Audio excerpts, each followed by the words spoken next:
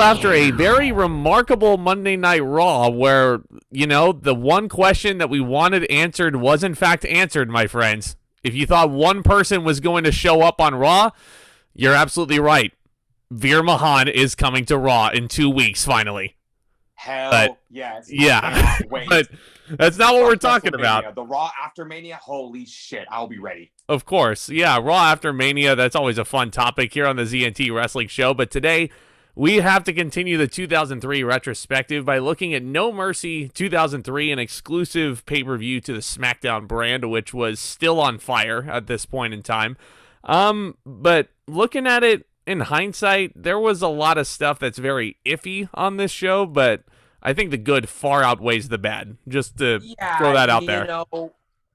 SmackDown at this time had some very interesting and very emotional storylines. It's the definition of the power struggle scene going on in SmackDown. It's the good guys versus the bad guys. Like we talked about at SummerSlam, Brock Lesnar is now a full-blown heel. He has aligned himself with Vince McMahon. He has. He is the WWE champion, which all the power comes with. Vince is in a literal power struggle with his own daughter at the point, who is still general manager of SmackDown.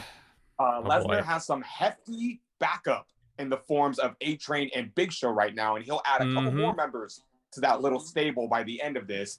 And again, it's the good guys versus the bad guys, but the good guys are a little too busy having little petty fights with each other, and that's why they're infighting SmackDown at this moment in time. They sure are. They sure are, my friend. And I'm excited to talk about this and much, much more wrestling content going into the most stupendous two-night WrestleMania in history in less than 2 weeks at this time, which is crazy to think about, my friends. Already another Mania in the books, but hit that subscribe button if you're new and hit that thumbs up button for more wrestling nonsense from us two hooligans over here. But we kick off this pay-per-view, Tomas, with Tajiri defending the Cruiserweight Championship against the one and only Rey Mysterio. Tajiri is full-blown heel at this point, and this is hot take. This is my favorite iteration of the Japanese buzzsaw, because he would start to lead, not to get too ahead of myself, but almost like a Japanese killer mafia in a lot of ways. Yeah, this was definitely a different and much needed character change for Tajiri.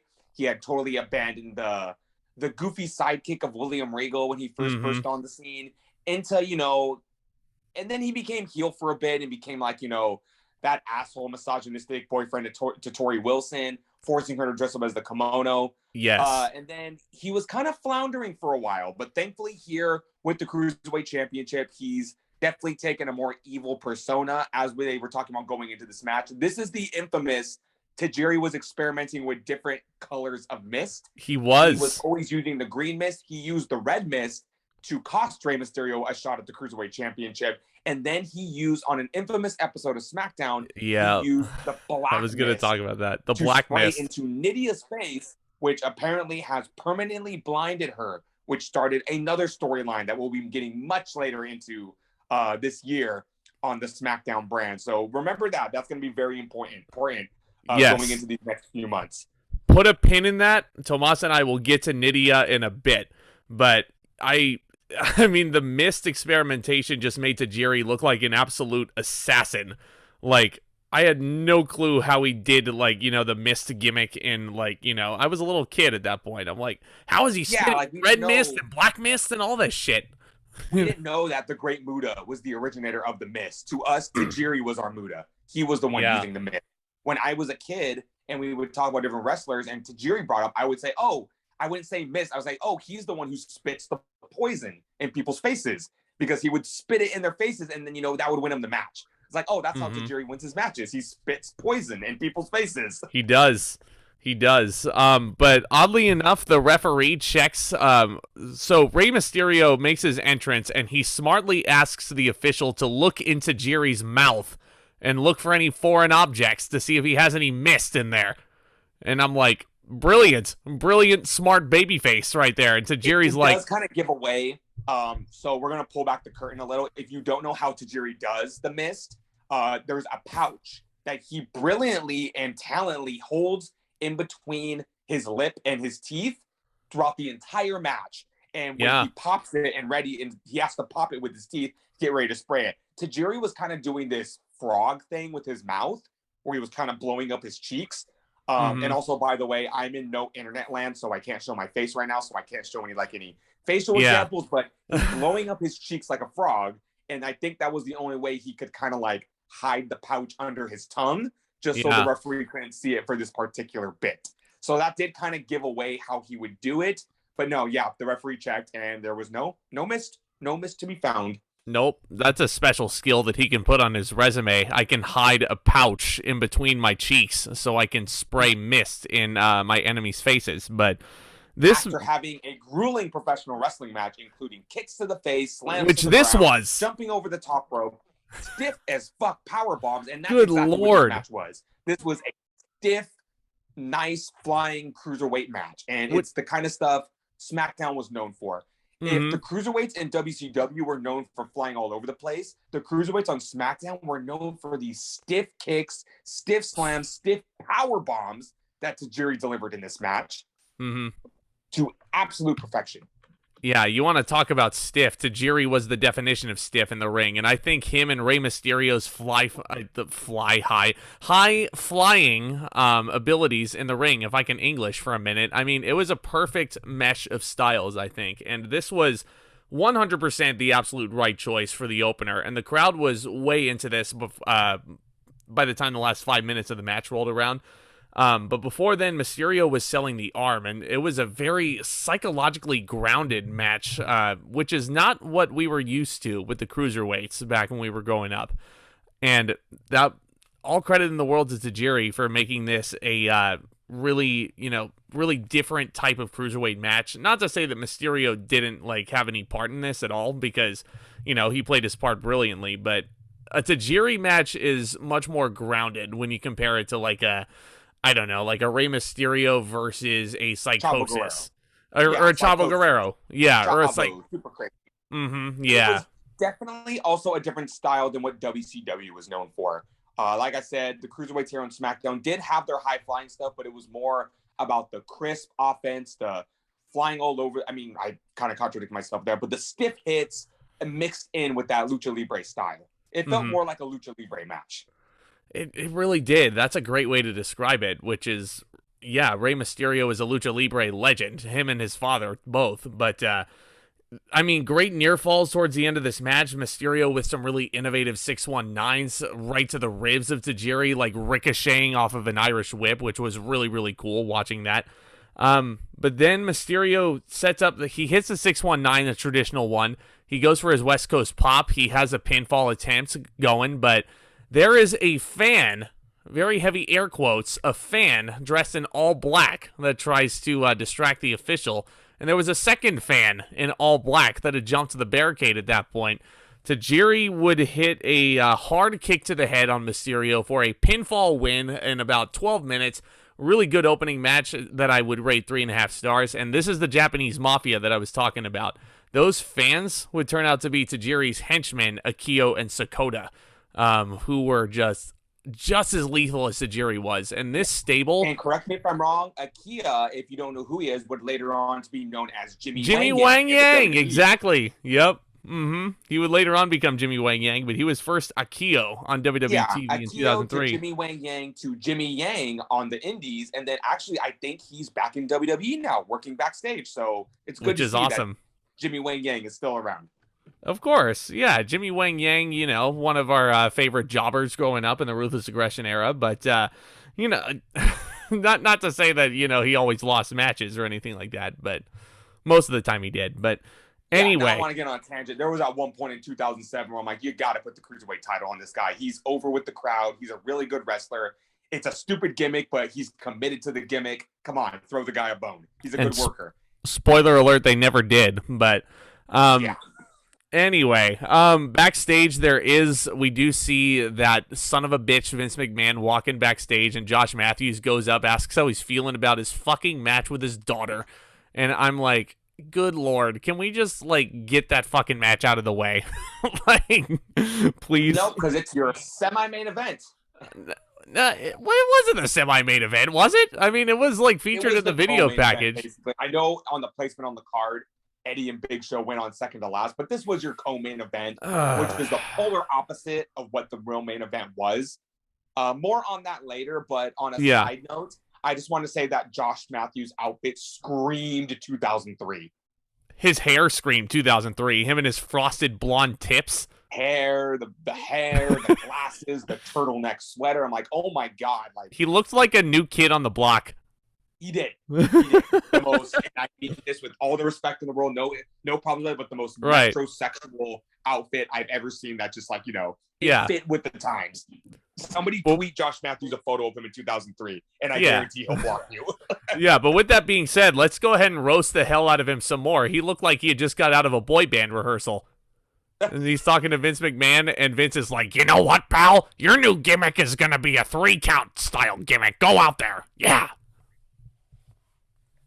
Thank God Mathews would always keep his position as a backstage announcer and a commentator before, again, this is a side tangent. Call me crazy. He is probably one of the better wrestling commentators out there right now. He's definitely gotten a lot better than when he was in WWE. Oh, yeah. After WWE, he's like, he's probably the best play-by-play man we have right now, which is crazy to think about when you have Excalibur, when you have JR, when you have all these freaking guys, Tony Schiavone. I mean, Josh Mathews may be the best one.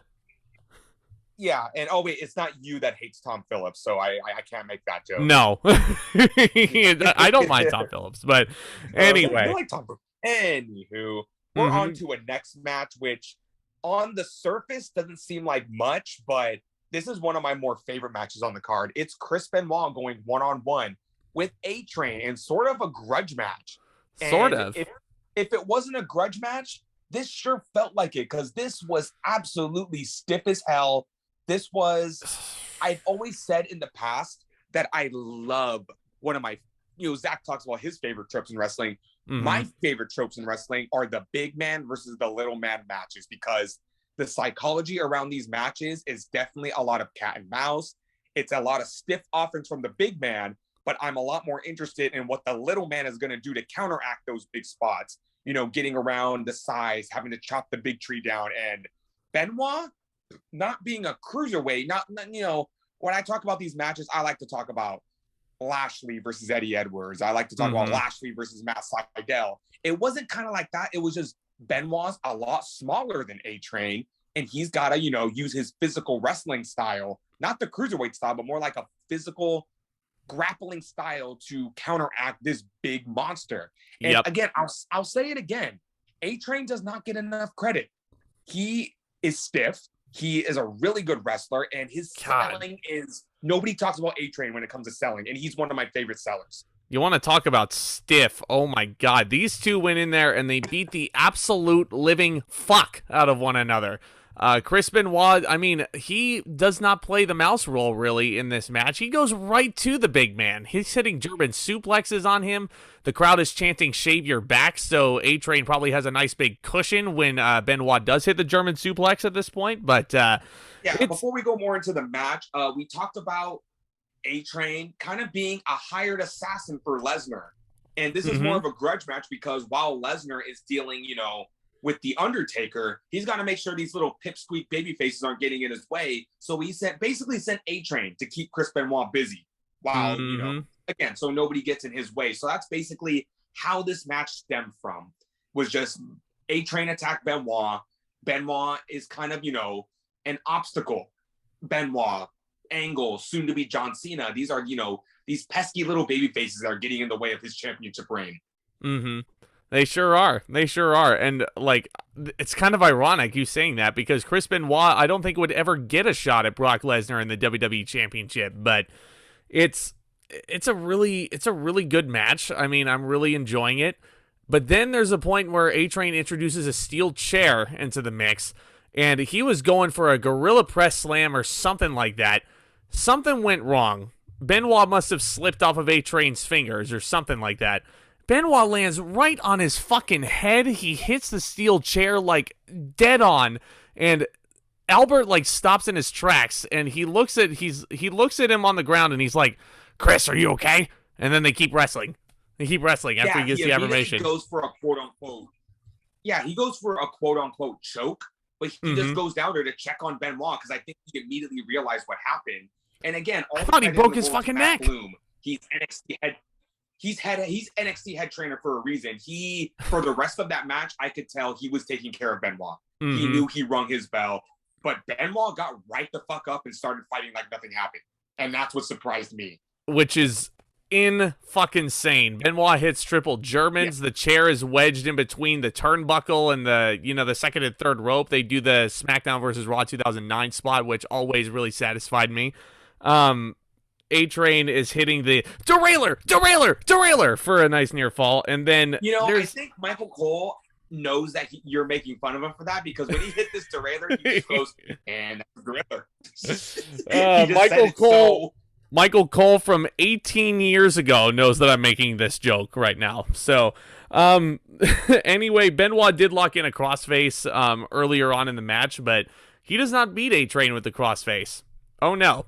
The crowd is very surprised when Chris Benoit locks in the famous Hart family sharpshooter, and that's what makes A-Train tap out in this match. And in hindsight, there were a lot of people that were complaining about this finish, that it wasn't the crossface on A-Train, but let's face it, Chris Benoit pulled out the sharpshooter mainly because 3 days before, unfortunately, was when Stu Hart passed away, his head trainer. So that was probably called by Benoit on the fly as a tribute to his old trainer. And I don't mind it at all. Yeah, there was a good kayfabe reason too. One of your favorite tropes that unfortunately didn't get put into this match. A-Train wanted to be Benoit so bad in this match. He did. They talked about A-Train locking in the crossface, and then at one point, A-Train was teasing going up to the top rope for a flying headbutt. And he did not connect any of those moves, but that was another excellently built-in, psychology to this match. Like, A-Train was just trying to do all of Benoit's moves, which translates to me, he wanted to be Benoit so bad.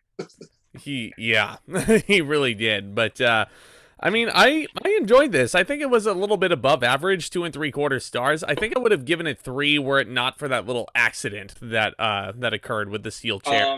I'm going to be generous. I'll give it 3 1/4. I really enjoyed this match. And you could tell after that spot that they went home a little early, because the finish almost happened immediately after that spot, which was the safe thing to do.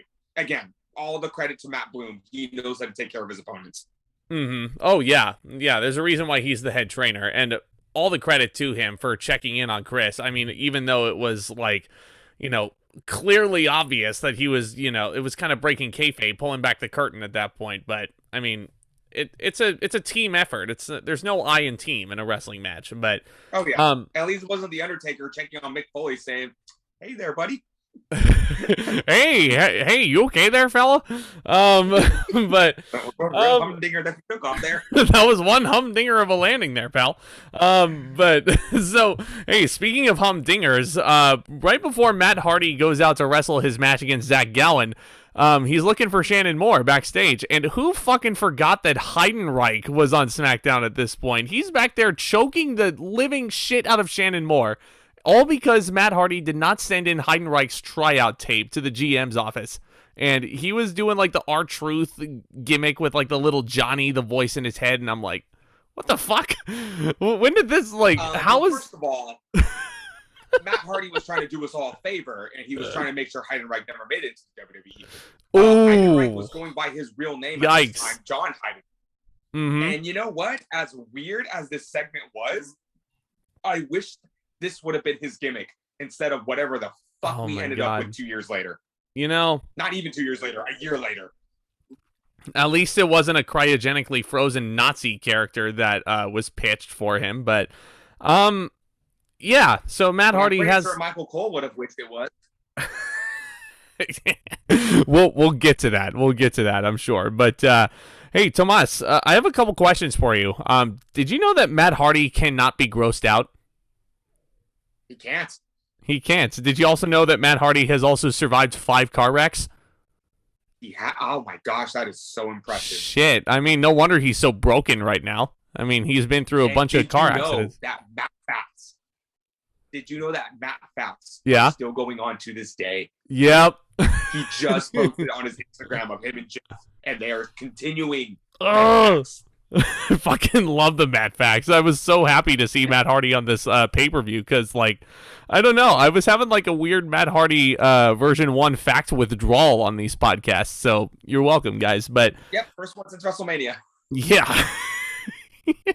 that was a long fucking time ago, man. But we were deprived of our Matt facts at SummerSlam because that selfish little shit Zack Gowen did not show up for his match. Don't you disrespect my namesake like that. I mean, I know his name is spelled incorrectly, but don't disrespect him there. But anyway, enough of the semantics here. But Zack Gowen, yes, of course, he's the one-legged wonder here wrestling Matt Hardy in a match that was supposed to take place at SummerSlam, but because Brock Lesnar was beating the shit out of Zack Gowen at that point, Matt Hardy won that match at SummerSlam by forfeit, technically. So this is the real thing, and the announcers are going on and on and on about how, oh, Zack Gowen's been on the roster for about 3 months, and he hasn't had a big win on pay-per-view yet. And I'm like, you fuckers. You're not putting him over, really. Why don't you just give away the finish of this match right here, right now, then, commentators? Okay, I'll give away the finish then. You want the finish? There's an underdog. You want the finish? Absolutely drilling it into our minds that, okay, we get it. He has one leg. We fucking get it. Treat him like a normal human being now. Yeah, I mean, this match really wasn't anything too spectacular, I would say. There was a really nice match. Yeah, there was a really nice looking side effect by Matt on Zack Gowen, but he would eventually, of course, hit that perfect moonsault off the top rope, and he would pin Matt Hardy, and there's your finish. Of course, the announcers make a huge deal about what a big upset this is after a 5.5-minute match. I mean, it's a star and a half. Star and a half, maybe. I mean, if it were longer. Star and 3/4. Okay, all right, fair enough. I mean, it was there. It was there.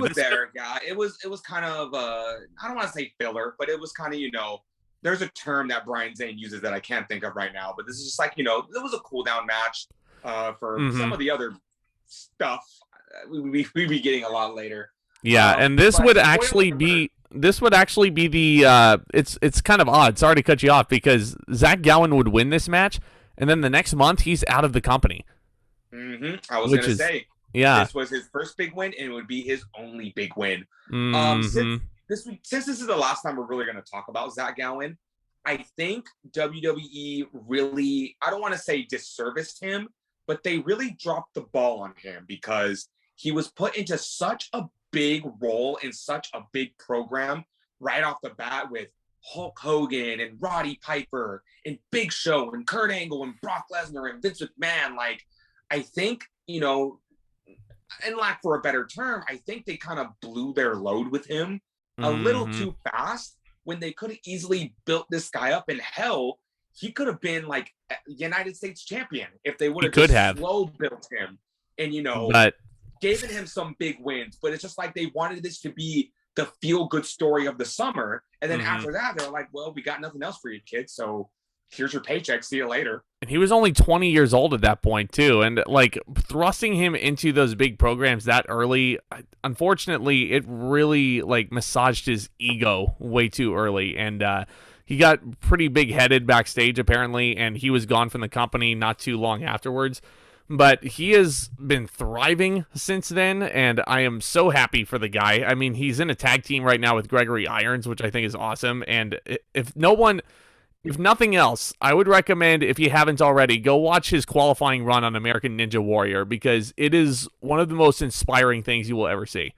Absolutely. Yeah, like I said, I think WWE, I'm not saying he would still be here today, but I do think Gowen, attitude issues aside and, booking decisions aside, he could have had, I think, a healthy run in the WWE, even with the championship reign. But he could have. I think WWE absolutely could have way too fast. I could see WWE giving him the Warrior Award at some point down the line, but I mean, we'll see. And Gowen's even a guy that you could bring in for like the Royal Rumble or the Andre the Giant Memorial Battle Royal, or just kind of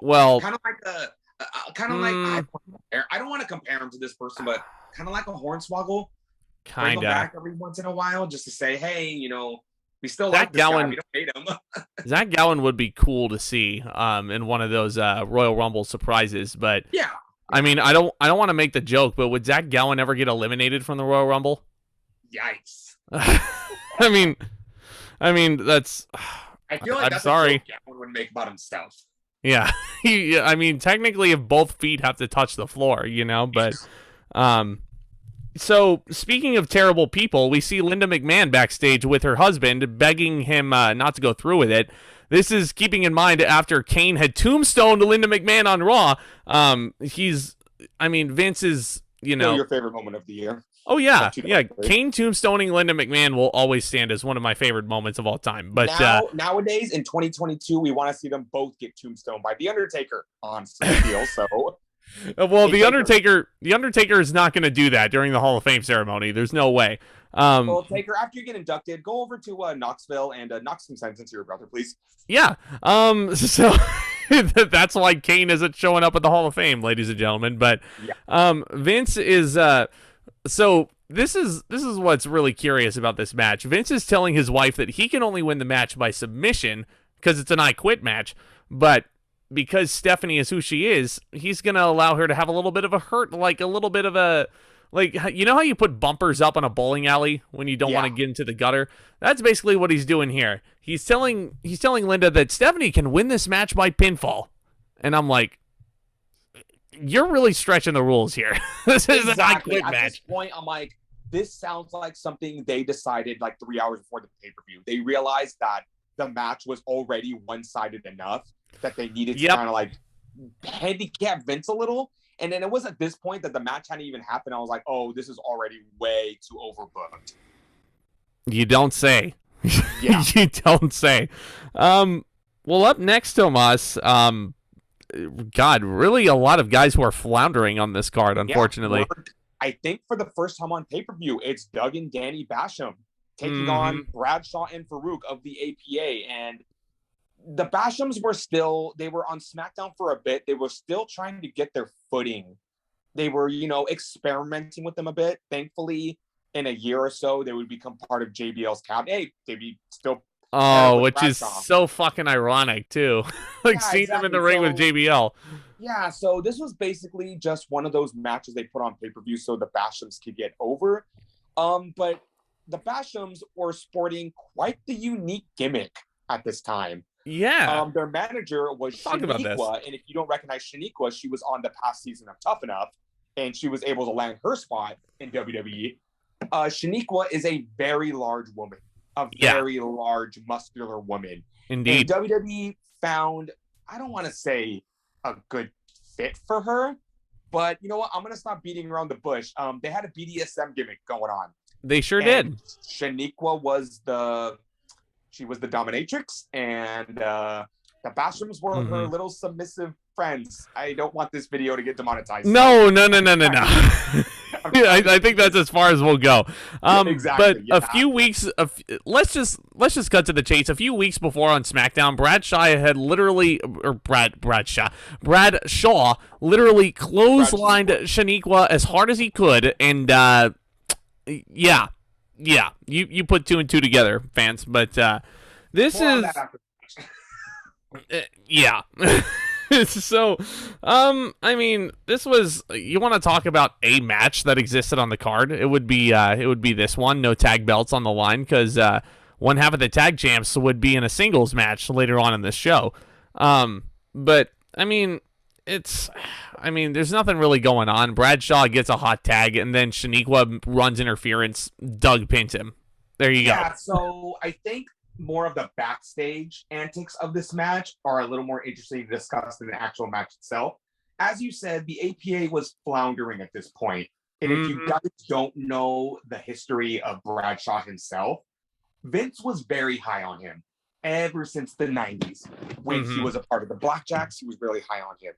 When they wanted Bradshaw to kind of branch off on his own, he didn't do really well, so they paired him up with Ron Simmons. Thankfully, Bradshaw and Ron Simmons were really good friends in real life, so that kind of took up on its own.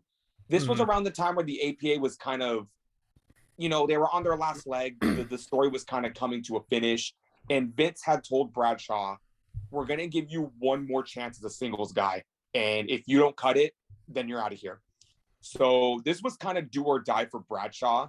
But Bradshaw in 2003, physicality-wise, this was peak Bradshaw. He looked fantastic. Yeah, going into the year 2004 especially, I think would be peak Bradshaw for sure. And I cannot wait to talk about him more and more.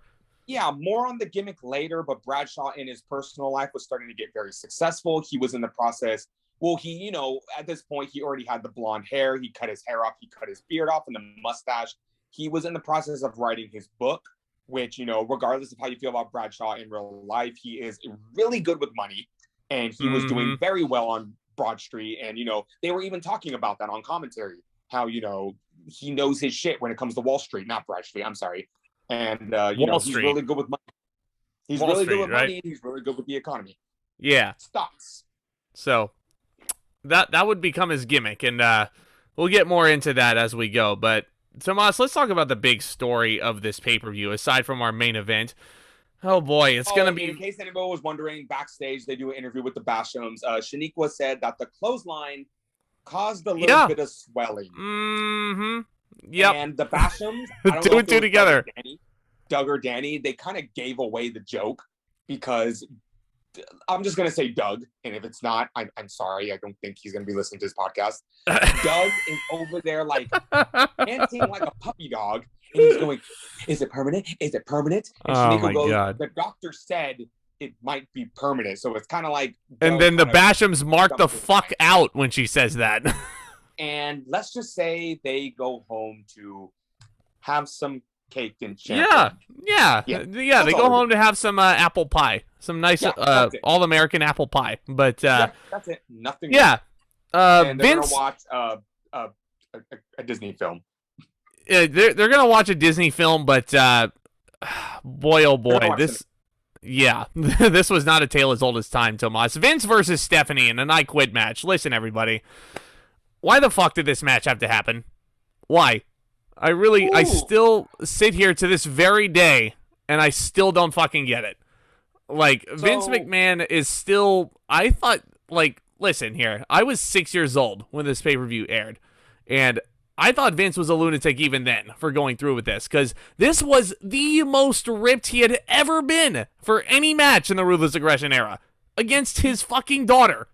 Before we get to why this match is happening, let's go into a little more Vince McMahon lore. And let's remember, back in the day, Vince wanted his own children to be involved in an incest angle. Yeah. He has insisted on doing storylines where he cheats in front of his wife. And now he wants to do a storyline with his daughter where he physically brutalizes her. Including... And now I'm really...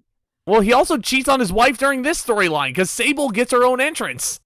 Yeah, and it's like... Fuck, dude. I'm really starting to question Vince's mental health. And I do think he needs to be put in a psych ward.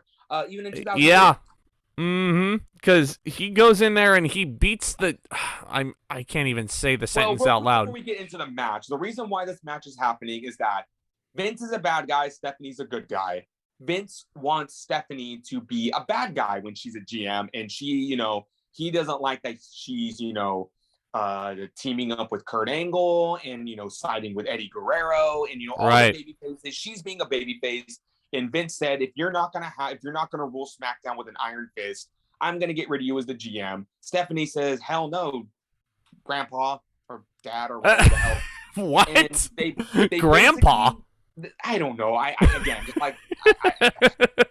don't know why I said that, but I'm just gonna go with it. We'll go with it. They put together, isn't this cute? The very first ever father-daughter I Quit match, and the only one. If Stephanie loses, she is no longer SmackDown general manager. And I didn't know this either. Apparently, if Vince lost, he would no longer be the chairman. So that kind of gives away the finish right then. Dead giveaway. The first half of this match is ungodly. I mean, Vince is just in there doing exactly what you would expect in a one-sided match with Vince McMahon. And this crowd, I mean, you and I were talking about this. One of the best parts of this match was how livid Michael Cole was getting on commentary. Like, how dare Vince McMahon be so devilish in there? Blah blah blah. You know. Okay, here's the thing. two things. Number one, I feel like everybody remembers JR as like the emotional commentator. I think Michael Cole deserves some of those props too, because over the years and even in the past decade, he's had some really emotional calls that I love so much. And this was one of them. Like, it's also good when I can remember certain things that commentators say. And Michael Cole is, okay, so Vince has Stephanie in a half Boston crab. And she's refusing to give up. And that was an emotional spot because Linda's like holding her hands and Stephanie's screaming, no. It's a really cool spot. And it's then uncomfortable. Saying, and then, Michael Cole was saying like, oh, Stephanie won't quit. And Taz is trying to say, oh, she's just like her father. But Michael Cole cuts him off and says, she is nothing like her father. How dare you say that? And Taz says, no, what I was trying to say was, you know what? No, you're right. She's nothing like her father. I like that. Yeah. It's the most personality I've ever seen out of like Cole and Taz at this point. It's the most personality you'll ever see out of Michael Cole at any point in his career, if I'm being honest. But I wouldn't say that. I would say that. I would say that. Unless Michael Cole... Oh, hold on. Unless Michael Cole is being a heel, he doesn't show any personality at all. He's like, the miracle on Bourbon Street. That's not genuine. You have to remember WrestleMania 30. Tap out Batista. Tap out Batista. Tap out Batista. Yeah. He's not gonna let that down. So, oh, my word, Vince is doing another submission where, like, the knee goes into the back and like you wrench the arms back, and I'm like, can someone just like end this? Like, the gimmick is that no one's supposed to interfere on Steph's behalf, but just in case the match isn't overbooked enough, Vince said if anybody interferes on Stephanie's behalf, they will be fired. So basically, Stephanie has her arms and her legs tied behind backer in this entire match. It's the only way they can justify any of this. I will give them credit. They did tell a nice story with the lead pipe, and that was the only weapon that was used. Steph laid it in on her father, and I'm like, and Michael Cole was rooting for it too. She was like, damn it, Stephanie. Yeah, get him in the fucking head, Like, if Michael Cole could shout some F-bombs on that show, XPW style, he would totally do it. But, Vince, good lord, the fans were chanting asshole at him throughout the entirety of the match, which is still one of my favorite chants in all of wrestling history. He is choking his poor daughter with the fucking pipe, and Linda has no choice but to throw in the towel. And, that's it. I mean... Okay, here's the thing. The match was absurd. It's definitely not a 5-star match. And no. Again, the concept is absolutely absurd, and it would only come from the twisted brain of Vince McMahon. That being said, I think they actually told a good story for what they were given. They did, yeah. But is it a match that I want to go back and rewatch over and over again for the storytelling? No, because it makes you uncomfortable. So for storytelling and emotion alone, it gets 2 stars. It gets 2 stars for effort. Oh, man. I mean, I don't really know how to rate this match. I mean, I could just give it an A because it was more of like an angle, I would say. That's fair. It wasn't necessarily like more so a match, but this is the thing that blows my mind even more, Tomas. So they go through this whole storyline. Vince beats the crap out of Steph on pay-per-view, mind you. 6 days later, Stephanie McMahon gets married to Triple H. What a weird fucking family. Vince is walking her down the aisle 6 days after he brutalizes her on pay-per-view. Yes. If that doesn't tell you Vince McMahon is a fucking lunatic, I don't know what does. I don't know what does. Snoop Dogg famously said there's 6 million ways to die, choose one. Somebody tell Vince McMahon there's 6 million ways to book.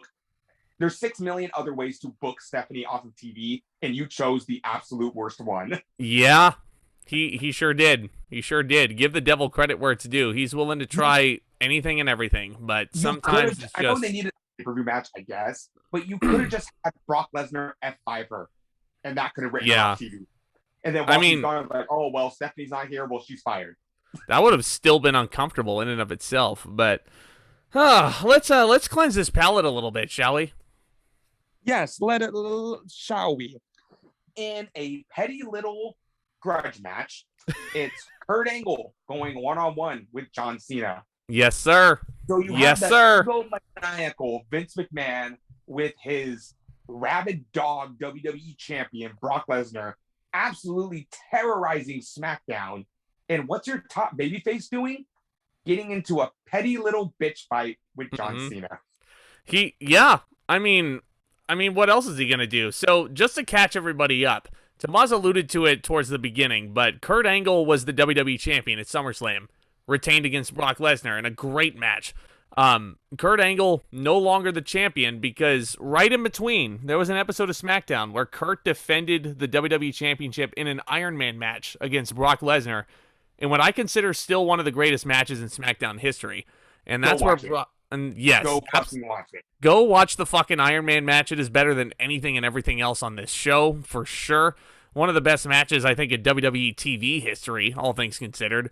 Brock Lesnar would win the WWE Championship that night, and by the skin of his teeth, Brock Lesnar would regain the title. But here we have Kurt Angle kind of revisiting a feud that started back in June, oddly enough, when Kurt made his return to TV. The person who interrupted his big return promo was young Master John Cena. And they get into a nice battle rap where we get the classic Kurt Angle sideways. I like to kick it freestyle, and Brian Hebner goes in there and beatboxes for him. It's a great segment. There's the classic. He's actually whiter than me, but he thinks he's black. That's right. That's right. We have freaking love that. On SmackDown, the mini Kurt coming out. Oh, okay. One of my favorite segments in all of SmackDown's history. There. Oh no, I'm sorry. Mini Kurt came out and after Kurt Angle came out dressed as John Cena in a Jaguars jersey. Oh, the irony. And then Mini Kurt put the fake Cena in an ankle lock, and that was great. I will admit, that was great. Kurt Angle and No Mercy, you ain't got no chance. I'm gonna beat you up and then do my dance. Can you feel that, Angle?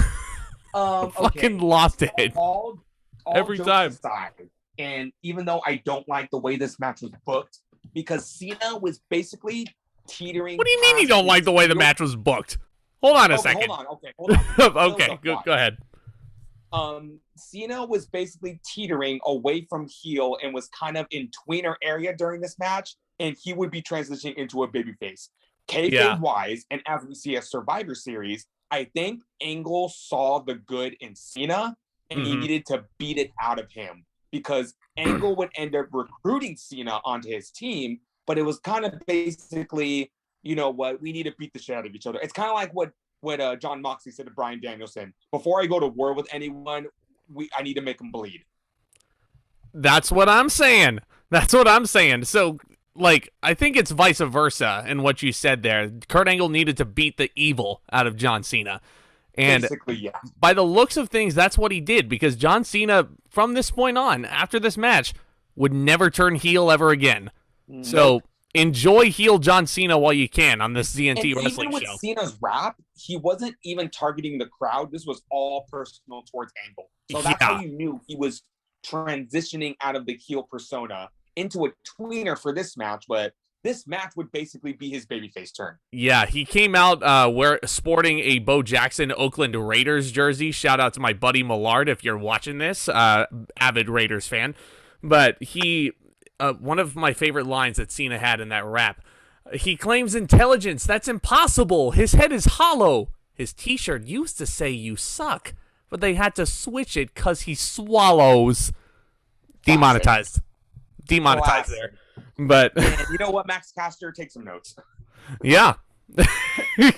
don't make jokes about, Toni Storm and her new endeavors. But anyway, what we have here is actually a dueling let's go Angle, let's go Cena chant at this point. This is exactly right. Cena was starting to gain popularity with this crowd, and it looked like even Cena was taken aback that this crowd loved him so much. But it was, this is match of the night. Easy. These guys had some great freaking transitions all throughout this thing. They wrestled for 18 and a half minutes, and I never got bored once. Angle and Cena have excellent chemistry. Even back here. Even back in 03.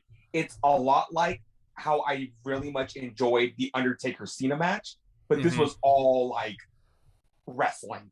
This was better than Taker versus Cena.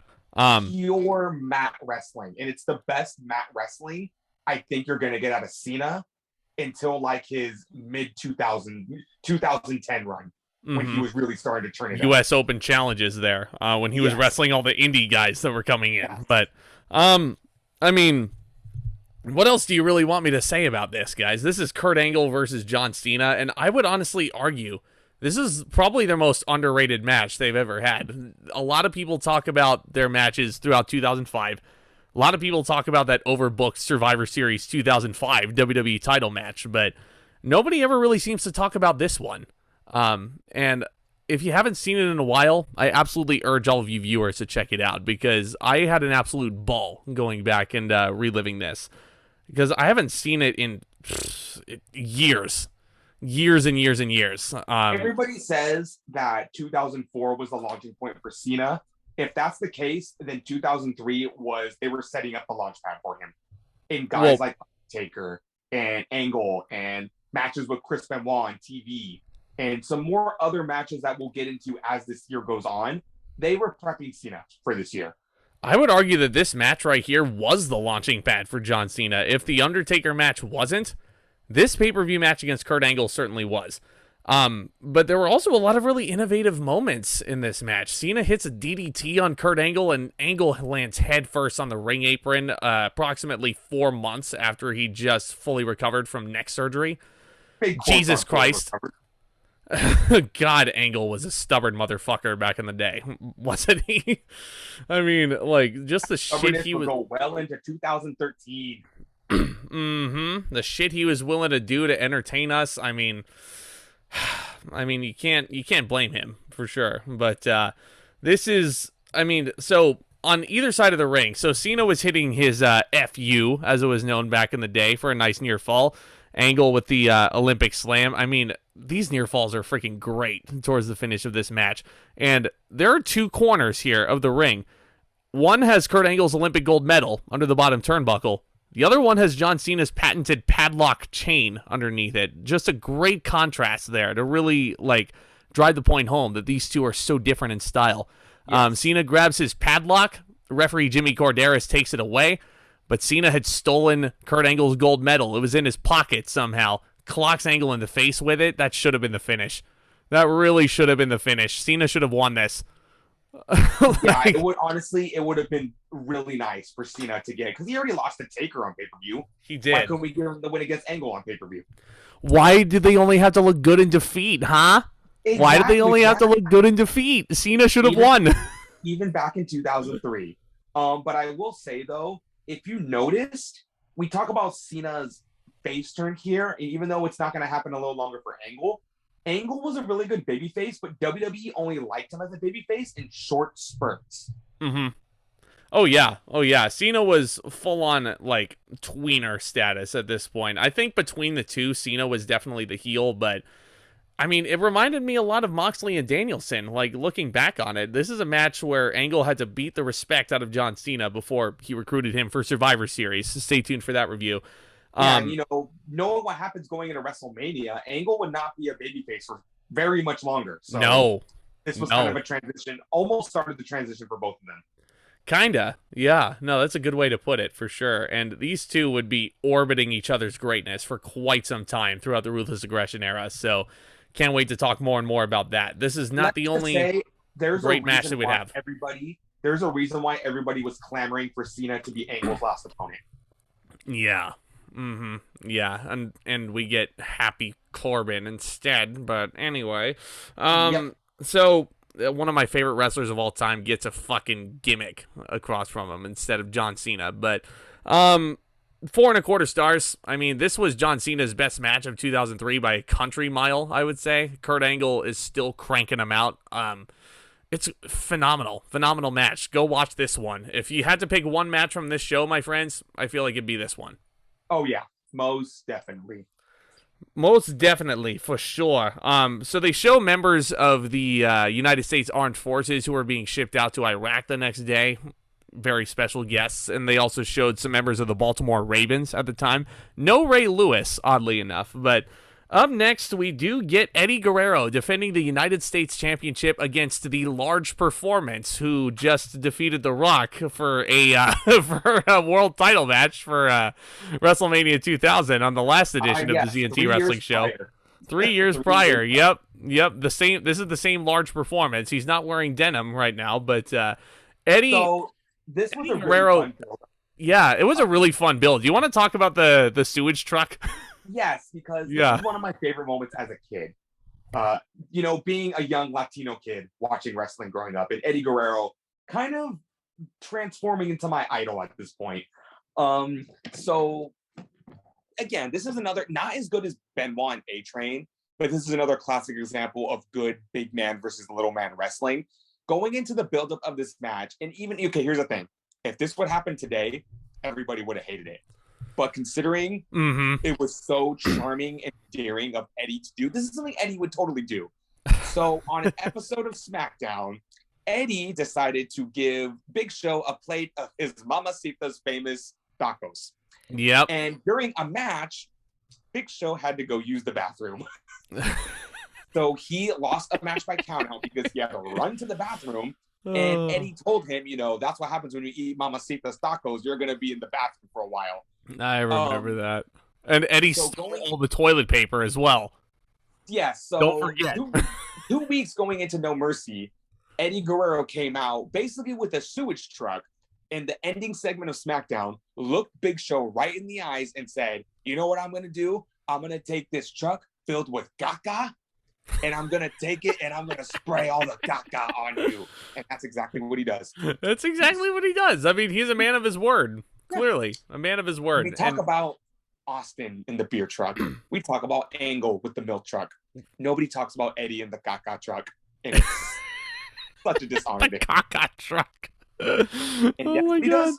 He sprays human waste all over Big Show to end off SmackDown. Gnarly. Absolutely gnarly. And if this were done 18 years later, there's no way it would have been as charming as it was. Oddly enough. It's so strange I'm using that word to describe that segment, but that's what Eddie Guerrero was, man. All fun and games aside, though, the following on SmackDown, Big Show retaliates by choke slamming Eddie Guerrero on top of his lowriders through the glass.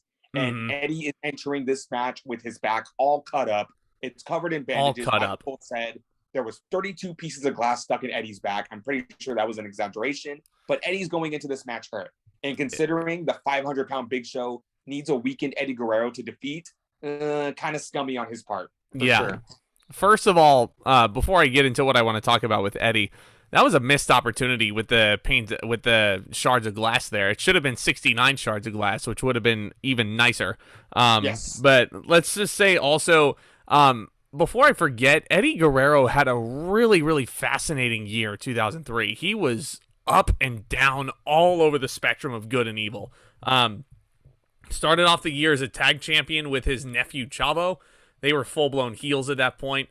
Team Angle comes into the picture. They're definitely heels, so the Guerreros have to be baby faces for a while. Chavo gets hurt. Eddie goes to team with Tajiri. They win the tag titles. Then they lose back to the world's greatest tag team. Eddie turns heel. Are you still following me? Eddie Guerrero turns heel. He becomes the U.S. champion of Vengeance, and he keeps holding the U.S. title up through this point. But somewhere in the middle there, Eddie Guerrero turns into a babyface again. I mean, if the fans just love him so much. Just in the year 2003 alone. Exactly. That's why that's the magic of Eddie Guerrero, is just his charm and his charisma. The crowd just could not help but cheer for him. And WWE responded in kind. And this was a really fun U.S. title reign that he would have here. And again, I don't like this match as much as I did Benoit and A-Train earlier on in the night, but this was still, again, a very good example of Eddie Guerrero was definitely playing the cat and mouse game in this match to score any sort of little offense he could on the Big Show. And, considering the size difference, there were still some really fun spots, like Eddie and DDT on the Big Show. There was a ref bump at some point, and there was a lot of near falls, believe it or not, in this match. A lot of near falls, but here's where I have a nitpick with the match, my friend. A little bit too many near falls for my liking. And usually in a wrestling match, like an Eddie Guerrero wrestling match, more near falls, hell, the more the merrier. But Eddie was lying, cheating, and stealing all throughout this match. He was hitting Big Show with fucking brass knuckles. He was hitting him with the title. He was hitting him with, God knows, a garbage can was thrown in there. Eddie Guerrero hits a frog splash, 2 frog splashes in a row. Big Show kicked out of all that shit.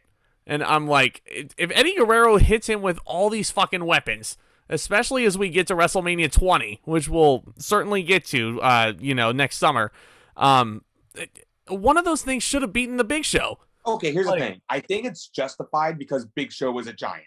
You know, you can hit him with all this stuff and he won't go down.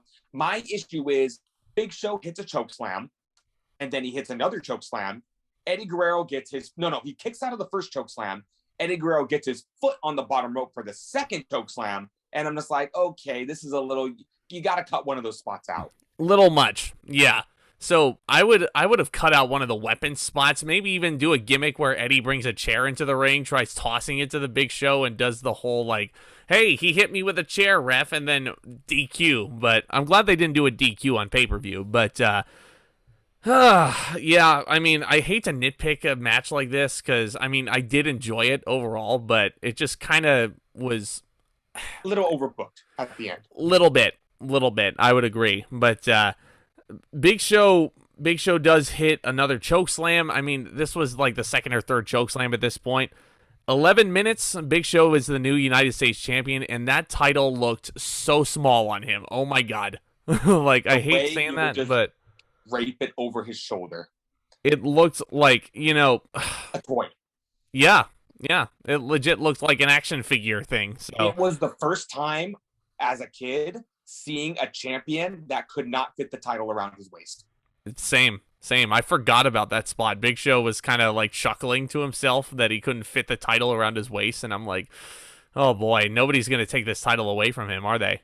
Yeah, so before we get into the rating for this match, this would actually kickstart another feud Eddie Guerrero was going into because his nephew Chavo came to the ring, and they kind of got into a little scuffle, kind of planting the seeds, because later on, as we'll talk about at the Royal Rumble, Chavo would turn heel.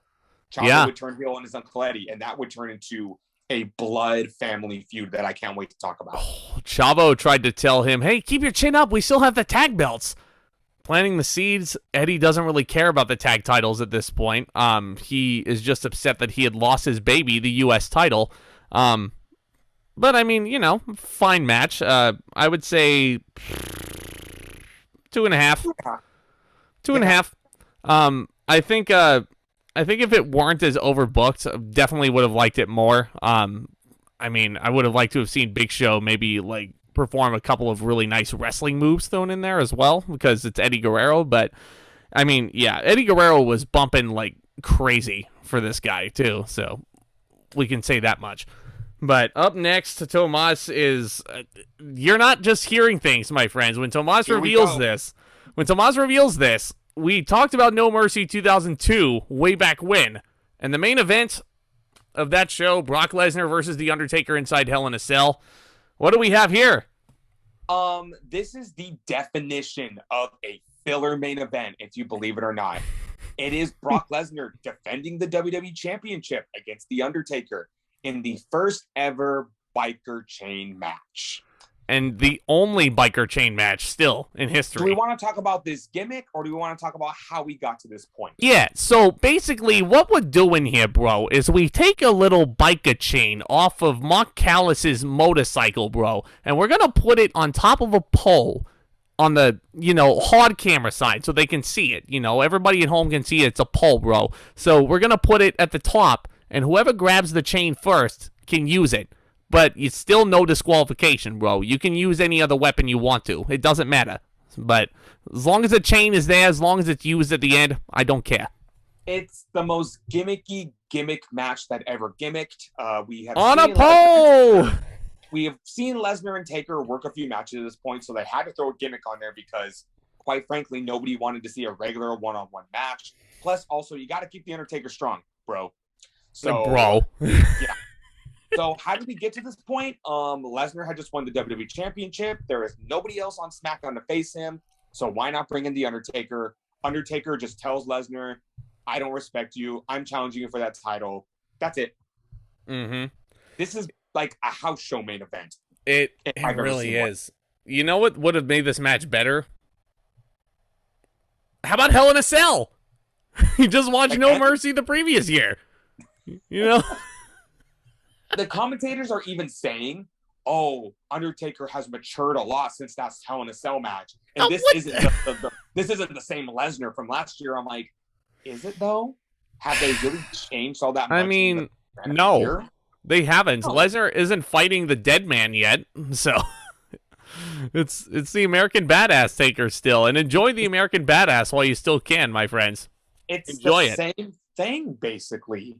And this match, here's the thing. I think Lesnar and Taker worked very well with each other in this match. But this match really is nothing to write home about. No, you could have done. You could have a creative. I mean, as much. Okay, I'm going to retract my statement because I didn't like to finish the Unforgiven. So this is a Hell in a Cell. This is really nothing special that you haven't seen from them before. It's just two good wrestlers working a good match, but you saw the writing on the wall. Mm-hmm. You sure did. You sure did. And this match would have been made better with a Hell in a Cell match. I was watching it with the chain gimmick after just watching Revolution. Why not have a dog collar match? WWE brought in the stretcher match. If Undertaker's the big dog in the yard, the clue is in the name, guys. The big dog has to have a dog collar around his neck to keep the champion from running away from him. Right? Judgment Day was also kind of a filler main event, but I'm going to go on a limb. I enjoyed the stretcher match more than I did this match. Wait, easily. Yeah. I'm right there with you. That stretcher match was so fun. And I know I just was like, oh yeah, Big Show should have wrestled Eddie Guerrero a little bit more, but that stretcher match was fun. I loved that thing. And this one was just dynamic with Lesnar being a babyface. Yeah. And sitting there watching this biker chain match, I was like, it's there.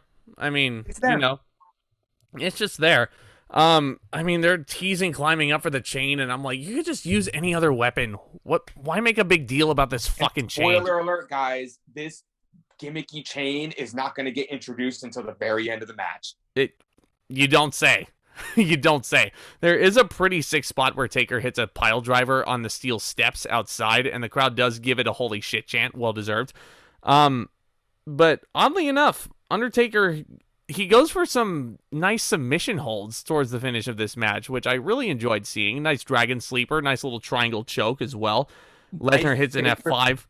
My favorite part of this match that is just so fucking gimmicky is that Taker hits a choke slam. He looks at Lesnar, and then he looks at the chain, and Taz goes, what's Taker going to do? Is he going to go for the pin, or is he going to go for the chain? It's for the title! It's for the title! Fucking pin him! You're fucking smart, you pin him. If you totally forgot what the gimmick of this match is, then of course you go for the stupid chain. So what does Taker do? He goes for the chain. If you can beat Lesnar without the chain, just make it a dog collar match if you need a chain. You could rub salt in the wound by saying, you know what, Lesnar, I didn't even need to use that damn chain to beat you. Yeah.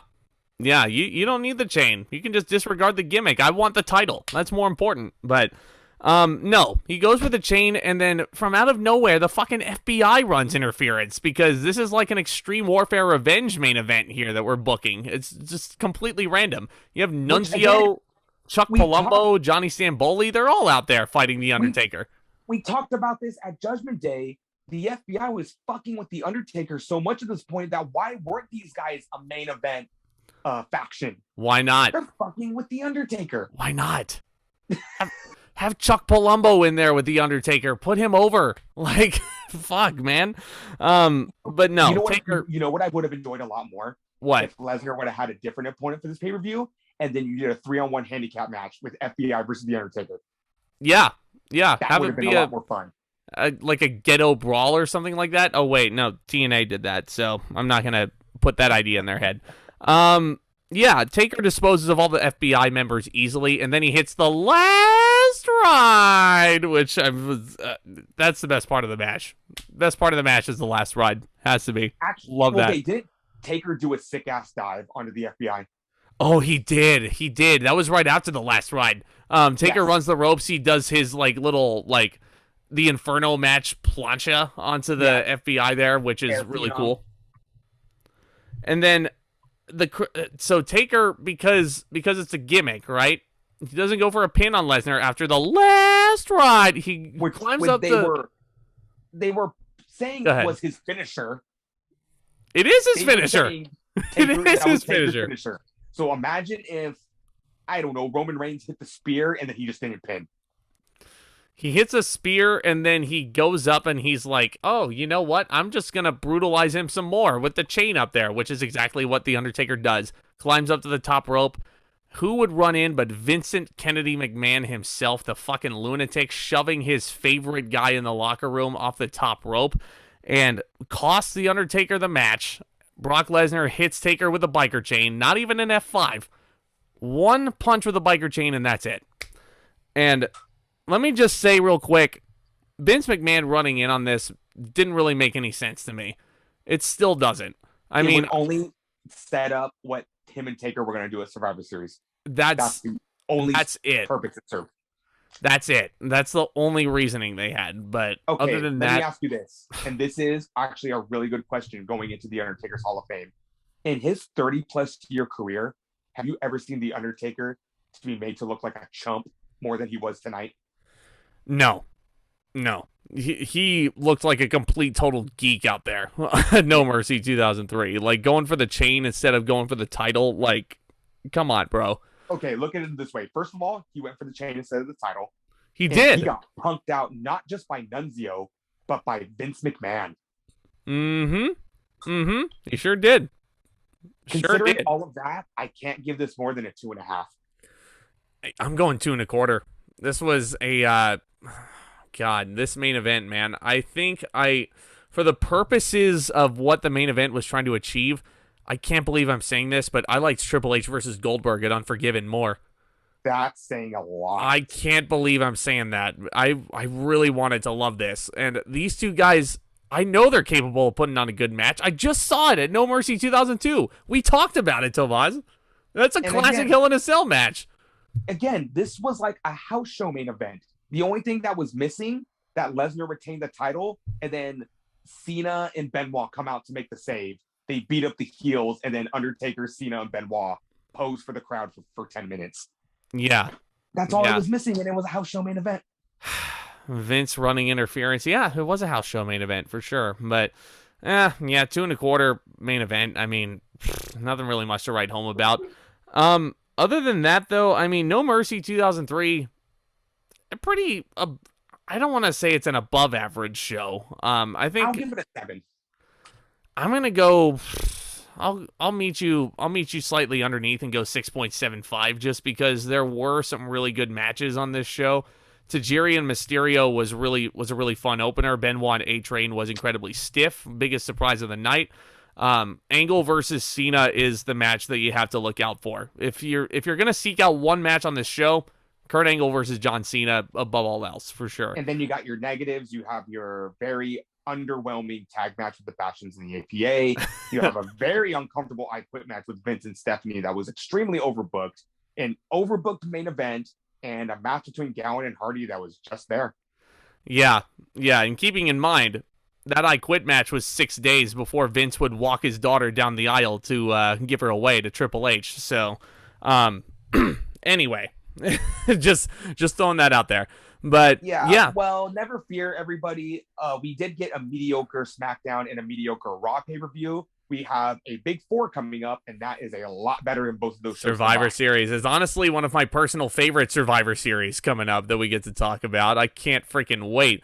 If you guys want to keep up to date with all this wrestling content, shoot us a subscribe. That would mean the world. Hit that thumbs up on your way out as well. That would mean the world. And you guys have voted in a retro WrestleMania that we will be touching on, I'm hoping, next week.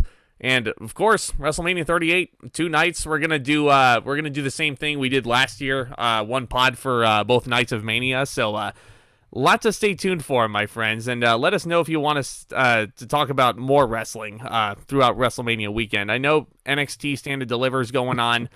I'm not really interested in that main event at all. I'm being totally honest with you guys. It's WrestleMania weekend, so I got to squeeze in as much wrestling as possible. Yeah. But anyways, folks, commence that back talk. See you guys for the next one.